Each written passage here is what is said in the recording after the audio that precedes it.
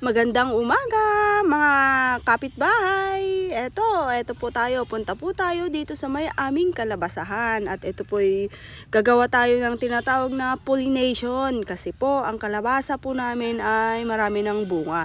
Pag hindi mo po kasi ito ginawa, hindi siya hindi magiging buo ang bunga ng ating kalabasa. So ito po ang tinatawag na lalaking kalabasa. Bulaklak na lalaki daw to, bulaklak.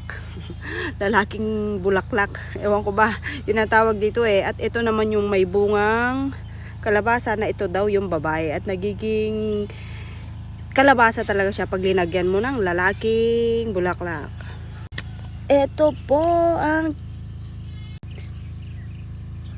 po yung tinatawag na babaeng kalabasa, yung may bunga na sa dulo.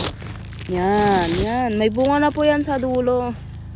Kaya tatakpan natin dito ng lalaking bulaklak para magiging mabubuo daw siya paglaki at lalaki ang bunga. Ang gagawin po natin is tatanggalin po natin itong bulaklak.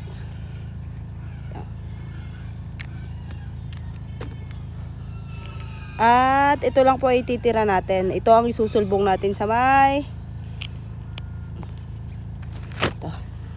Ito po ang isusulbong natin sa may bulaklak na may bunga. Ganto po ang gawin natin. Ngayon tatakloban po natin. Yan, ganyan po ang gagawin natin sa bawat butil ng kalabasa.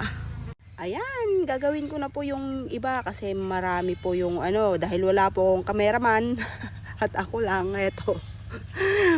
Bye muna at i-update po natin yung kinakalabasan ng ating ginawa sa susunod na araw. Tingnan natin kung nabuo po yung aming kalabasa. Ayan. Bye! Salamat po. Good morning po sa ating lahat.